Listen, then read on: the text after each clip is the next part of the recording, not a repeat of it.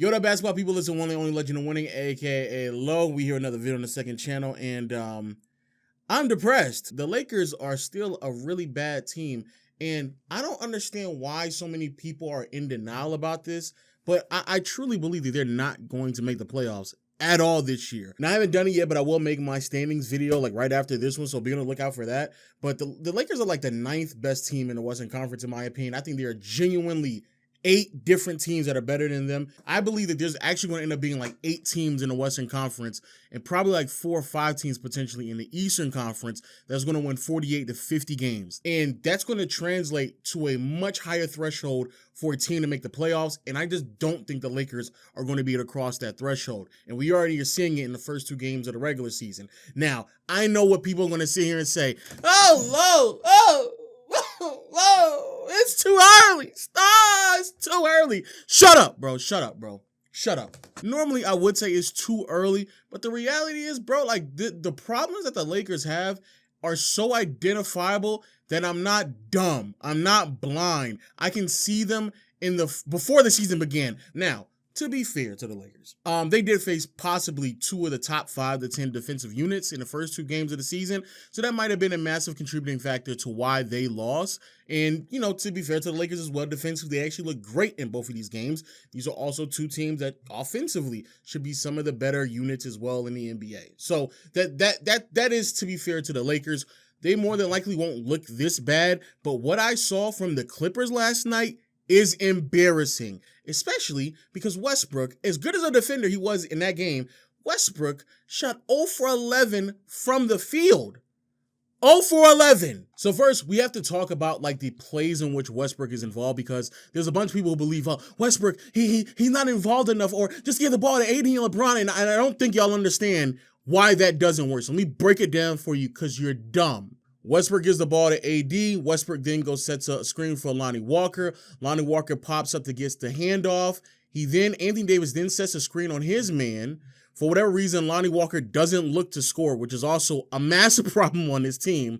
But look what happens. Paul George is already sagging off of Westbrook, blowing up the play, so AD cannot properly roll. Westbrook gets the ball. Then Paul George continues to sit on the entry play. He continues to sit on it, makes it extremely difficult for Westbrook to give him the ball. The reason why he's doing this is because Westbrook cannot shoot. AD on the wing on a post-up where he's too far away from the basket. FYI, AD, you're not Kevin Durant. But what ends up happening is the floor is shrunk. Paul George is sitting at the nail, hands up, trying to eat up as much space as possible, shrinking the floor, so AD goes into a post fade to the baseline. Westbrook gives the ball to AD, sets the screen for LeBron. LeBron comes up, gets the handoff from AD. AD tries to roll. As he rolls, Paul George is there looking to tag him and sagging off of Westbrook because, again, it's Westbrook. Westbrook gets the ball in the corner, misses the shot. LeBron and AD are now trying to get a screen action on a strong side. Look at the other side of the floor. What ends up happening is because Paul George is going to sag a bit, Kawhi's now going to split the defenders between Pat Bev and Westbrook, while LeBron is now trying to operate in a screen and roll with 2 defenders and help coming from Paul George already. So even when he dumps this off to Anthony Davis, it gets blown up because AD is now rolling into 2 people because they're splitting non-shooters on the weak side. So for the people out there who keep wondering, we just have AD and LeBron on the team, like that's not enough. You sound like a moron. You sound like a child who's never watched basketball. You cannot sit here and just have, we'll just have 2 stars on the roster and that's good enough. I don't care who's around them. No. You need complementary pieces so these players can receive the proper spacing so they can set up an actual play. Now, to be fair to Russ, he's not the only one who hurts the spacing on this team. Damian Jones, another non-floor spacer, another player who's a negative offensively, he's also atrocious for this team. He does not care that Damian Jones is on the floor at all. He doesn't care. He's not looking at him. Now you have Kendrick Nunn trying to really score on 2 people in the paint. Kicks out to Damon Jones. Damon Jones for a 3. And of course he bricks it because he's Damon Jones. LeBron brings the ball up. Again, look at where Zubac is at. When you have non-impact players offensively on the floor, they get ignored. LeBron is now trying to operate with basically 2 players defending him. Swings it over to the weak side, everything gets swung over. And once more, when you don't have knockdown shooters, instead of shooting this 3, it dribble drives, and Zubac has been sitting there the entire possession. He alters the shot, nothing happens. So again, it's not just Westbrook, to be fair to him, but Westbrook is the most egregious offender. So in a game that's close, and in a game where Westbrook was actually playing really good defense down the stretch, it didn't really matter because on the offensive end, that's how much of a negative he was. Every positive thing he was doing defensively, it would be immediately taken away to what he would do on the offensive end. Nobody's defending Westbrook. He's left wide open. Because Westbrook's a non-shooter, he cannot shoot that shot. He then drives in on Zubac. Nothing happens. He wastes the end of the shot clock, and he's forced to put up a really bad shot. Here it is. The very next possession, look at Zubac in relations to Westbrook, leaving him wide open. LeBron is now trying to score while 3 players are around him. Swing kicks it out. Pat Bev isn't a shooter either. Zubac is already there to contest because he doesn't have to defend Westbrook. Westbrook gives the ball to Pat Bev. Pat Bev throws the ball into LeBron in the post. Look at where Zubac is at, all the way down in the paint. Same thing with Paul George in the paint. So here we go, LeBron. He gets double, swings it back out to Westbrook. Westbrook wide open 3, misses it. LeBron brings the ball up. And once more, look at Zubac. Look at how many players are on the same side as LeBron is on. The spacing is horrible. They don't care about Westbrook on the floor at all.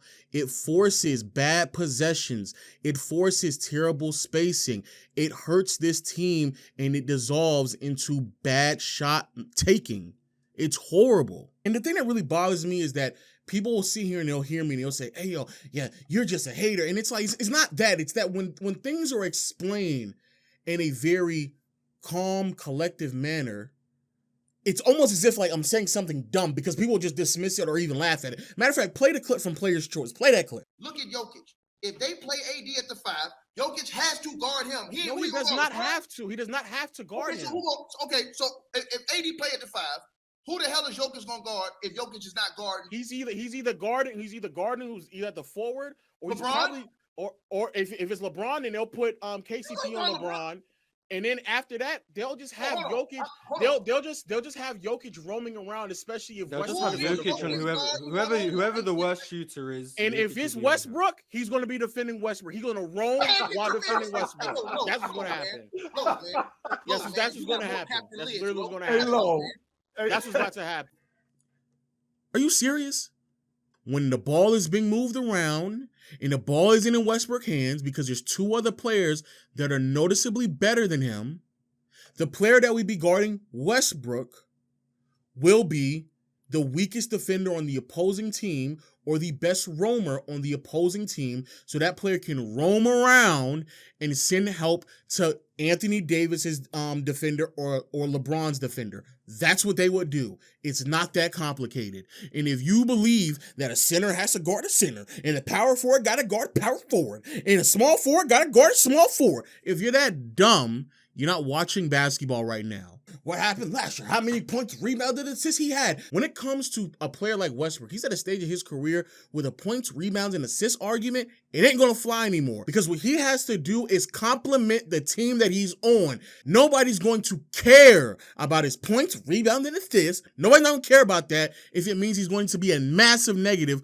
when the ball isn't in his hands or the team has to make massive alterations to who he is as a player, which is why I said before the season began last year that he needs to be coming off the bench. But right now, this is getting so bad that I genuinely believe he might not be in the NBA within a year's time. If he does not agree upon coming off the bench, regardless if it's for the Lakers or another team, he'll be out of the league because there's not a contending team that will want him as a starter. There's not an up-and-coming team that will want him as a starter. And he's still too good to be starting on tanking rosters. He'll be out of the league if he does not want to come off the bench. But what I saw from the Clippers was embarrassing offensively. It was embarrassing.